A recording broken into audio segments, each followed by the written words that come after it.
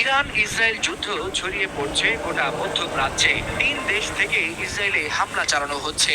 একই সাথে 3 দিক থেকে ইসরায়েলের দিকে ধেয়ে আসছে মিসাইল, ড্রোন আর গোলাবারুদের ঝড়। এই মুহূর্তে যুদ্ধ যেন ইসরায়েলকে ঘিরে এক সর্বাত্মক আগুনে পরিণত হচ্ছে।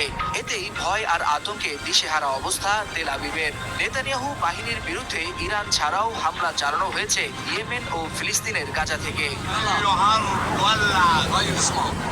ইরানের বৃষ্টির মতো মিসাইল হামলার আতঙ্ক কাটতে না কাটতেই ইয়েমেনের বিদ্রোহীরা যুক্ত হয়েছে ইসরায়েলের বিরুদ্ধে সরাসরি হামলায়। সেই সঙ্গে গাজা উপত্যকাও চুপ করে বসে নেই। সেখান থেকেও একাধিক রকেট নিক্ষেপ করা হয়েছে ইসরায়েলের দক্ষিণাঞ্চলে।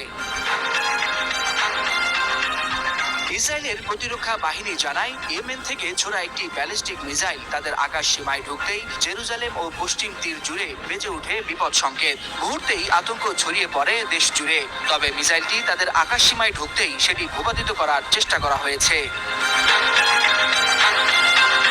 অন্যদিকে গাজা উপত্যকা থেকেও একযোগে বেশ কয়েকটি রকেট ছোড়া হয় ইসরায়েলের আশকেলন, সেদ্রত ও বেহেরশেবা অঞ্চলে।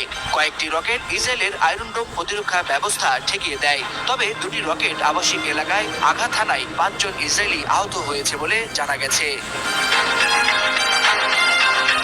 তবে উত্তেজনার কেন্দ্রে এখনো রয়েছে ইরান। শুক্রবার ভোর রাতে দেশটিতে অপারেশন রাইজিং লায়ন নামে আকস্মিক সামরিক অভিযান চালায় ইসরায়েল। এই হামলার লক্ষ্যবস্তু ছিল তেহরানের সামরিক ঘাঁটি, পরমাণু স্থাপনা ও ক্ষেপণাস্ত্র কারখানা।